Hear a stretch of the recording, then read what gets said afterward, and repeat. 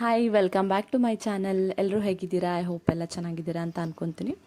ಇವತ್ತಿನ ವ್ಲಾಗ್ ನಾನು ಸ್ಟಾರ್ಟ್ ಮಾಡ್ತಿರೋದು 5 o'clock ಸ್ಟಾರ್ಟ್ ಮಾಡ್ತಾ ಇದ್ದೀನಿ. ಶಿವಮೊಗ್ಗದಲ್ಲಿದ್ದೀನಿ. ಯಾಕೆ ಶಿವಮೊಗ್ಗ ಬಂದಿದ್ದೆ ಅಂದರೆ ಸ್ವಲ್ಪ ಕೆಲಸ ಆಯಿತು ನನಗೆ ಶಿವಮೊಗ್ಗದಲ್ಲಿ, ಹಾಗಾಗಿ ಶಿವಮೊಗ್ಗ ಬಂದಿದ್ದೆ. ನಾವೆಲ್ಲ ಎಕ್ಸಿಬಿಷನಿಗೆ ಹೋಗಬೇಕಿತ್ತು. ಸೊ ಎಲ್ಲರೂ ರೆಡಿಯಾಗಿ ಆಟೋಗೆ ವೆಯ್ಟ್ ಮಾಡ್ತಾ ಇದ್ವಿ. ಆ ಟೈಮಲ್ಲಿ ಒಂದು ಸ್ವಲ್ಪ ಕ್ಲಿಪ್ಪಿಂಗ್ಸ್ ತೊಗೊಳ್ಳೋಣ ಅಂತ ಹೇಳಿ ಬಂದೆ.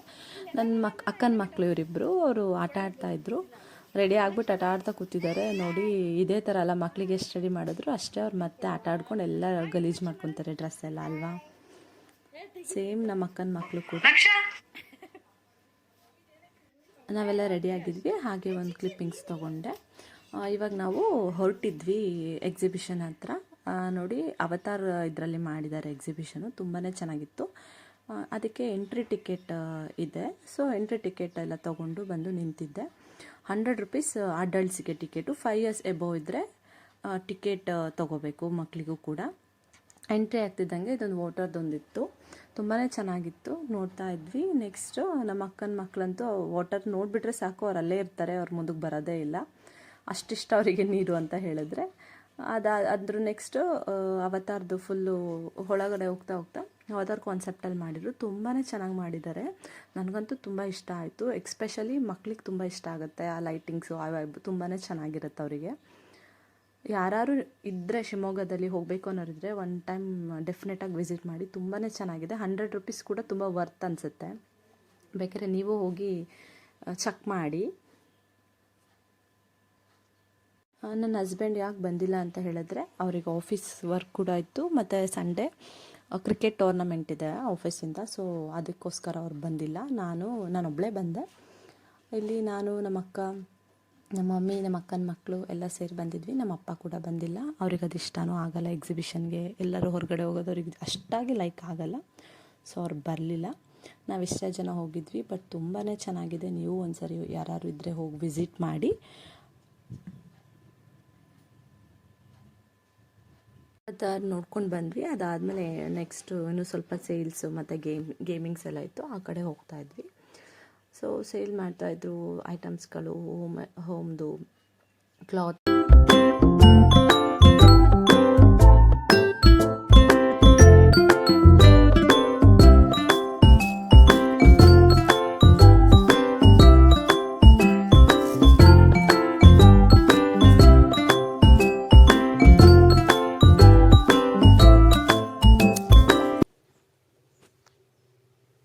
ಸೊ ಗೇಮಿಂಗ್ ಕಡೆ ಬರ್ತಾ ಇರಬೇಕಾದ್ರೆ ನಕ್ಷಂಗೆ ಮತ್ತು ಬಾವಿಗೆ, ಅದು ಕಾರ್ ಎಲ್ಲೇ ಏನೇ ಕಾರ್ ಟೈಪ್ ಇದ್ದರೂ ಕೂಡ ಅವರು ಫಸ್ಟ್ ಪ್ರಿಯಾರಿಟಿ ಕಾರ್ಗೆ ಕೊಡೋದು. ಕಾರ್ ಥರ ಸ್ವಲ್ಪ ಕಂಡ್ರೆ ಸಾಕು ಅವರಿಗೆ, ಅದನ್ನು ತೊಗೋಬೇಕು, ಇಲ್ಲಾಂದರೆ ಅದ್ರ ಜೊತೆ ಏನಾದ್ರು ಇದ್ದರೆ ಆಟ ಆಡಬೇಕು. ಸೊ ಭವಿಷ್ಗಂತೂ ಸಿಕ್ಕಾಪಟ್ಟೆ ಇಷ್ಟ, ಕಾರ್ ಕ್ರೇಸ್ ತುಂಬಾ ಇದೆ. ಅವನೇನು ಮಾಡ್ದೆ, ಇಲ್ಲ ನಂಗೆ ಇದೇ ಬೇಕಂತ ಆಟ ಮಾಡ್ತಿದ್ದ. ಓಕೆ, ಏನು ಇದರಲ್ಲೇನು ಪ್ರಾಬ್ಲಮ್ ಆಗಲ್ಲ ಬೇಬೀಸಿಗೆ ಅಂತ ಹೇಳಿಬಿಟ್ಟು ನಾವು ಟಿಕೆಟ್ ತೊಗೊಂಡು ಕೂರಿಸಿದ್ವಿ. ಟಿಕೆಟ್ ಐ ಥಿಂಕ್ 80 rupees ಏನೋ ಇತ್ತು ಅನ್ಕೋತೀನಿ ಪಾಪುಗೆ. ಕುತ್ಕೊಂಡು ನಮ್ಮಮ್ಮಗಾದರೂ ಕೂಡ ಭಯ ಮತ್ತು ಫೋಕಸ್ ಎಲ್ಲ ಅವ್ರ ಮೇಲೆ ಇತ್ತು. ಯಾಕಂದರೆ ಇಬ್ಬರೂ ಕೂಡ ಸಿಕ್ಕಾಪಟ್ಟೆ ತಲಹರಟೆಗಳು. ಅವನಿಗೆ ಇವಳು ಹೊಡೆಯೋದು, ಇಲ್ಲಾಂದರೆ ದೂಕೋದು, ಈ ಥರ ಎಲ್ಲ ಮಾಡಿಬಿಡ್ತಾರೆ. ಅದಕ್ಕೆ ನಾವು ಜಾಸ್ತಿ ಅವರಿಬ್ಬರೂ ಒಟ್ಟಿಗೆ ಬಿಡಲ್ಲ, ಯಾರೋ ಒಬ್ರು ನೋಡ್ಕೋತಾ ಇರ್ತೀವಿ. ಯಾಕೆ ಅವ್ರ ಆ ಥರ ಅಂದರೆ, ಏನಾದ್ರು ಅವಳು ಇಟ್ಕೊಂಡಿದ್ದ ಐಟಮೇ ಅವನಿಗೂ ಬೇಕು, ಅವ್ನು ಇಟ್ಕೊಂಡಿದ್ದೇ ಬೇಕು, ಇಬ್ಬರಿಗೂ ಒಂದೇ ಥರ ಕೊಟ್ಟರೂ ಕೂಡ ಆದರೂ ಅವನ ಕೈಯಲ್ಲಿ ಏನಿರುತ್ತೆ ಅವಳಿಗೆ ಬೇಕು, ಅವಳ ಕೈಯಲ್ಲಿರೋದು ಅವನಿಗೆ ಬೇಕು ಅಂತ ಕಿತ್ತಾಡ್ತಾ ಇರ್ತಾರೆ ಅವ್ರು ಯಾವಾಗಲೂ ಅಷ್ಟೇ. ಅದಕ್ಕೆ ಸ್ವಲ್ಪ ಮಕ್ಕಳನ್ನ ಹೊರಗಡೆ ಕರ್ಕೊಂಡು ಹೋಗೋಕ್ಕೆ ಬೇಜಾರಾಗುತ್ತೆ. ನೋಡಿದ್ದೆಲ್ಲ ಬೇಕು, ಕೊಡಿಸಿದ್ರು ಕೂಡ ಅದನ್ನು ಕರೆಕ್ಟಾಗಂತೂ ಯೂಸ್ ಮಾಡ್ಕೊಳ್ಳಲ್ಲ ಅವರು. ಈ ಥರ ಎಲ್ಲ ಇರುತ್ತೆ. ಸೊ ನಮ್ಮಮ್ಮಗೆ ಭಯನೂ ಆಗ್ತಿದೆ, ಅವ್ರೂ ಒಂಥರ ಖುಷಿನೂ ಆಗ್ತಿದೆ. ಪಾಪ ಅವ್ರು ಖುಷಿ ಪಡ್ತಿದ್ದಾರಲ್ಲ ಅಂತ ಹೇಳ್ಬಿಟ್ಟು ನಮ್ಮಮ್ಮನೂ ಹಾಯ್ ಮಾಡ್ತಾಯಿದ್ರು, ಅವರು ಹಾಯ್ ಮಾಡ್ತಾಯಿದ್ರು. ಇದೇ ಥರ ಆಯಿತು. ಫೈನಲಿ ಇನ್ನೊಂದು ಸ್ವಲ್ಪ ರೌಂಡ್ ಇತ್ತು ಅನಿಸುತ್ತೆ. ನಕ್ಷಾಗೆ ಆಲ್ರೆಡಿ ಸಾಕಾಗೋಗ್ಬಿಟ್ಟಿತ್ತು, ಅವಳಿಗೆ ಇಳಿಬೇಕಿತ್ತು. ಭವಿಷ್ಯಕ್ಕೆ ತುಂಬ ಖುಷಿ ಆಗ್ತಿತ್ತು. ಅದೇ ಟೈಮಿಗೆ ನನ್ನ ಹಸ್ಬೆಂಡ್ ಕಾಲ್ ಮಾಡಿದರು.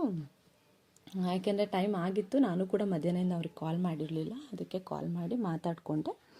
ನೋಡಿ, ಈ ಥರದ್ದೆಲ್ಲ ಇದೆ ಎಕ್ಸಿಬಿಷನಲ್ಲಿ, ತುಂಬಾ ಚೆನ್ನಾಗಿದೆ. ಗೇಮ್ಸ್ ಕೂಡ ಚೆನ್ನಾಗಿದೆ ಈ ಸರಿ.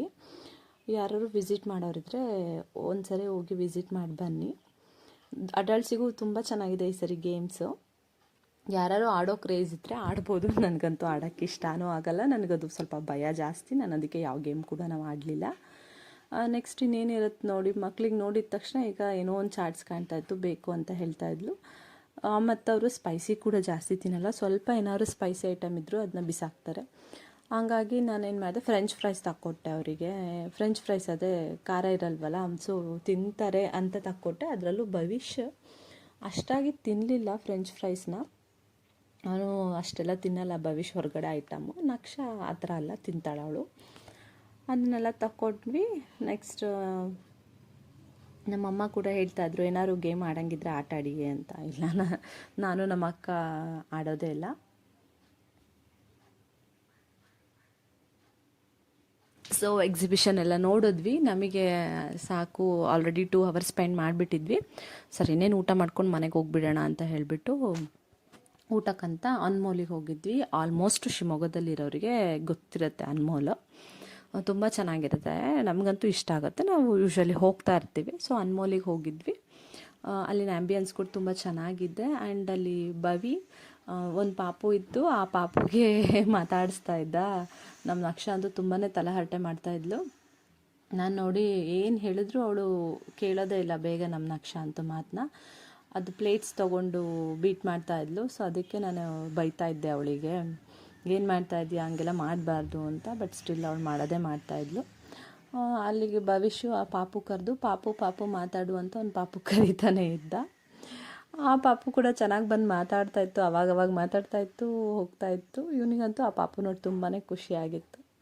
ಸೊ ಇನ್ನೇನು ಊಟ ಎಲ್ಲ ಮುಗಿಸ್ಕೊಂಡು ಹೋಗ್ಬಿಡೋಣ ಅಂತ ಹೇಳಿ ಊಟ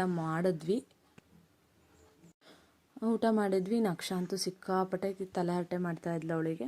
ನಾನಿದ್ರೆ ಮುಗೀತು ಅವಳಿಗೆ, ಏನಾದ್ರು ಒಂದು ಹೇಳ್ಕೊಂಡು ಇದು ಮಾಡ್ತಾಯಿದ್ಲು. ಊಟ ಮಾಡಿದ ಬಾಯಲ್ಲೇ ಬಂದು ನಾನು ಪಪ್ಪಿ ಕೊಡ್ತೀನಿ ಅಂತಿದ್ಲು. ನನಗದು ಬೇಡ ಅಂತ ಹೇಳ್ತಿದ್ದೆ, ಆದರೂ ಹಿಂಸೆ ಮಾಡಿ ಕೊಡ್ತಾಯಿದ್ಲು. ಇದಾಗಿತ್ತು ಇವತ್ತಿನ ನಮ್ಮದು ವ್ಲಾಗ್.